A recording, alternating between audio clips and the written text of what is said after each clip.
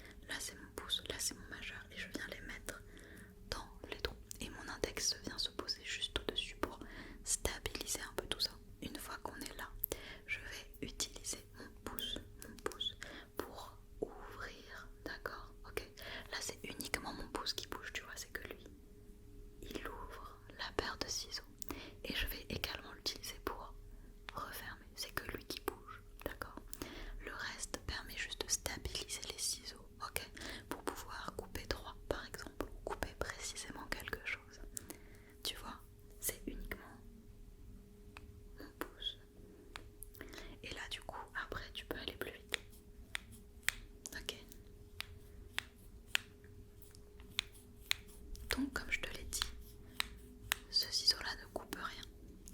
Mais je vais te montrer maintenant comment on s'en sert avec un autre type de ciseau. Donc je vais te faire la comparaison. Voilà un autre ciseau.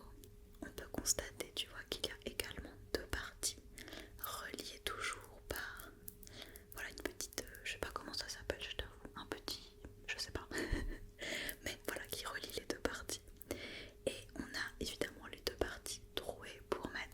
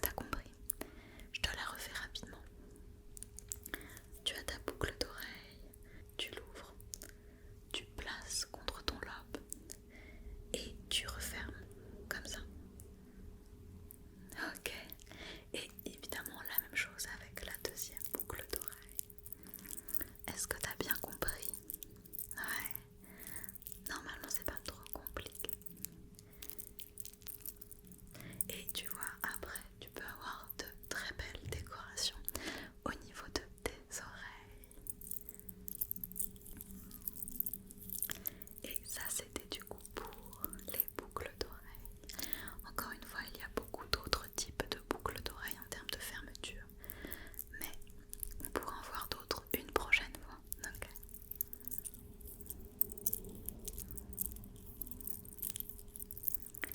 Il me reste pour l'instant une toute dernière chose à t'apprendre pour aujourd'hui. Et après je te laisserai tranquille parce que ça fait beaucoup de choses à retenir. De toute façon tu pourras revenir, regarder cette vidéo pour hop, comment dire, réviser un petit peu tout ce qu'on aura vu aujourd'hui. La dernière chose que je vais t'apprendre aujourd'hui, c'est à tailler un crayon. Alors un crayon, par exemple celui-là c'est un crayon de couleur, mais tu as ce qu'on appelle aussi des crayons de papier. Dans tous les cas, pour tailler ces crayons, on va utiliser le même objet, d'accord? Donc tailler un crayon, ça veut dire faire en sorte que la pointe ici, tu vois, soit bien pointue. Là, elle n'est pas très bien pointue, elle est un peu arrondie. Et sur mon autre crayon d'exemple, tu vois, la pointe, elle est complètement disparue parce que ça s'est cassé. Donc dans ce genre de cas, pour faire en sorte de pouvoir utiliser notre crayon, on va venir le tailler avec par exemple un taille-crayon. C'est un objet comme ceci. Bon, le mien est un peu crado, je suis désolée, mais il fonctionne. Globalement, les taille-crayons ressemblent beaucoup à ça. En réalité, tu as d'autres types de formes de taille-crayon, mais c'est un peu la forme, la taille, on va dire un peu classique, basique, d'accord? Donc c'est un objet, tu vois, comme ça je te le montre sous différents angles. Donc pour tailler ton crayon, en fait on va s'intéresser à ces deux parties, tu vois, on a deux parties trouées qui nous permettent de mettre notre crayon. On en a une plus petite pour des plus petits crayons et une plus grosse pour des plus gros crayons, d'accord? Donc en fonction de la taille de ton crayon, tu vois de quel côté tu le mets. Et sur le dessus du taille-crayon, on va avoir deux petites lames qui correspondent chacune, tu vois, un trou différent du taille-crayon. Et c'est avec ces petites lames qu'on va pouvoir tailler notre crayon efficacement. Comment ça fonctionne? Je vais te montrer. Je prends mon crayon, je vais le mettre dans un des trous. Donc pour celui-là, je vais mettre dans le petit. Tu as le droit de te tromper et voilà, d'essayer, ok? Là, tu vois, je mets mon crayon dans le trou. Tu vois, il est parfaitement mis dans le trou et tu peux le voir un petit peu ici. Et en fait, tu vois qu'il est juste à côté de la lame. Et donc à partir de là, on tient notre crayon et notre crayon et on va faire un mouvement rotatif pour tailler le crayon, d'accord? On va devoir tourner le crayon dans le trou. Donc j'attrape mon crayon et là je vais tourner, ok? Donc il faut essayer de tourner un petit peu longtemps. Là je tourne, tu vois, je tourne, j'attrape et je tourne, j'attrape et je tourne. Et alors ça va faire des petits copeaux comme ça, tu vois. Ça on peut les jeter, d'accord? On n'en a pas besoin. Donc là je vais continuer à le tailler jusqu'à ce que je sois satisfaite. Donc je tourne toujours. Hop. Et tu vois, là on a la pointe. Elle n'est pas encore bien pointue, mais elle est apparue. Donc tu peux, voilà, de temps en temps enlever ton crayon et regarder si ça te convient ou pas. Donc là je peux refaire encore un peu.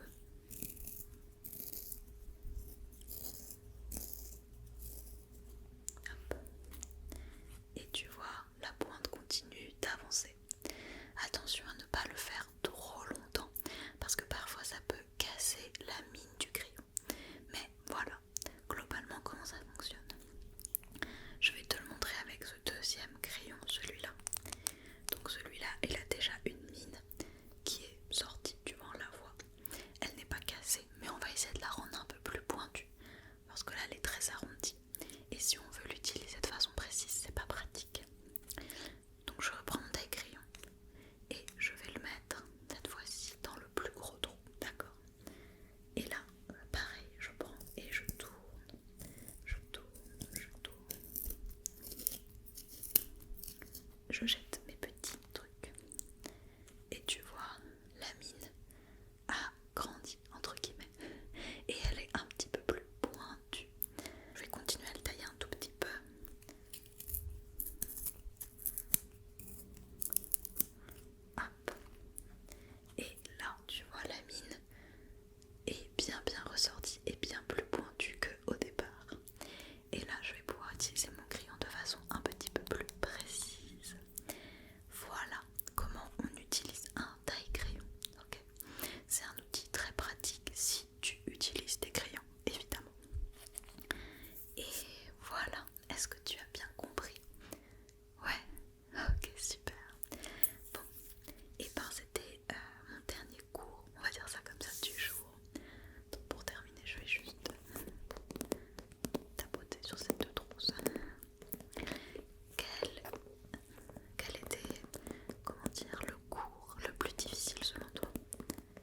Est-ce que c'était la